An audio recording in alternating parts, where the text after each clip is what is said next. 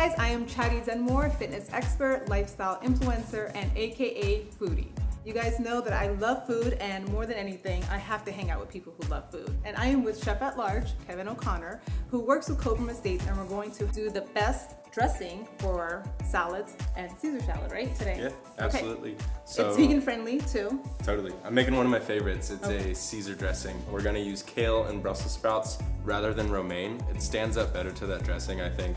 So let's get started. Cool, so Chatty, I'm gonna have you get started on this kale. We're gonna start cutting that. Just going raw kale and raw Brussels sprouts. Okay. Gonna go from the top down to the stem. So how many wads of these kale would you recommend? And is there a certain amount that you... Well, I like to call them bunches. Okay. Bunches of kale. And it really depends on how many people you want to serve. This dressing makes a lot. Like I said, I like to use it as a dip afterwards. Okay. So I always make a little bit extra. Okay. But this can accommodate about 2 bunches of kale and probably a dozen or so Brussels sprouts, which will serve 4 to 6 people around the table. Okay. So you're holding the stem of this baby little Brussels sprout. Okay. Because we're gonna discard the stem anyways, and just go kind of nice and thin. Okay, Chatty. So we've got the kale and the baby Brussels all cut up. Go ahead and put them in this bowl. All of it? All of it, yeah. And then I'll get the dressing going. All right. So we're making this vegan and gluten-free Caesar. Again. There's no cheese, there's no anchovy, and there's no egg. So we've got garbanzo beans that are gonna kind of take the place of the egg. And I throw all the juice and everything in there. We're gonna want that. Capers that take the place of the anchovy. They're salty and briny, kind of like an anchovy. Dijon mustard, which is pretty run-of-the-mill for a Caesar dressing. Oh yeah, and then Chatty, can you juice these lemons for me while I'm doing this?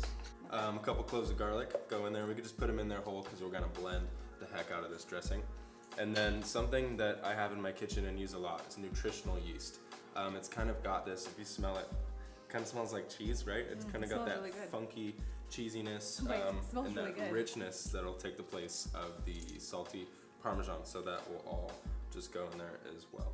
And then we've got the juice of 1 whole lemon.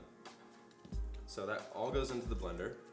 And then once I start blending it, I'll start incorporating some olive oil to make a nice, thick, rich dressing, and then finish it with cracked pepper. You could just dump that in there. Lid goes on, safety first. And then get my olive oil ready, because once it starts blending, I want to put the olive oil in there and use the pop-up pourer to just kind of put it right into that hole. So the olive oil is last? Olive oil is last. All right, so I've got everything in the blender, save the olive oil. We're just gonna turn it on and then slowly incorporate the olive oil as the blenders spin.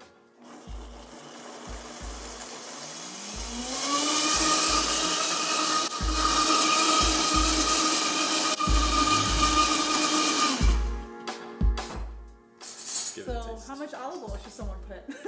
It's about a cup. I'll taste it. We'll taste it together and see. But definitely we have a recipe. Go ahead and taste it. Yeah. I think that's pretty good. What do you think? That's amazing.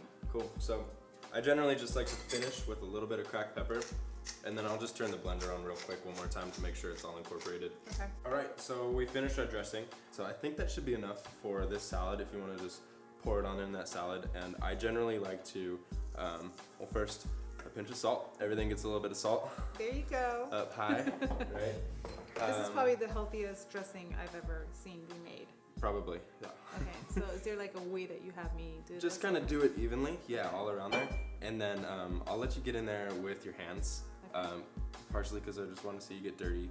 And then also, I like to really like massage it in there when you have these. Do I put it all in, or? Yeah, dump it all in there, totally. When you have kale and Brussels sprouts like that, they're really hardy, so they can use a little bit of assistance working that dressing in. And there's good consistency with this too. It's not like, it's crazy that there's no egg. Can I dip? Yeah. And then I've got to throw some pine nuts in there too.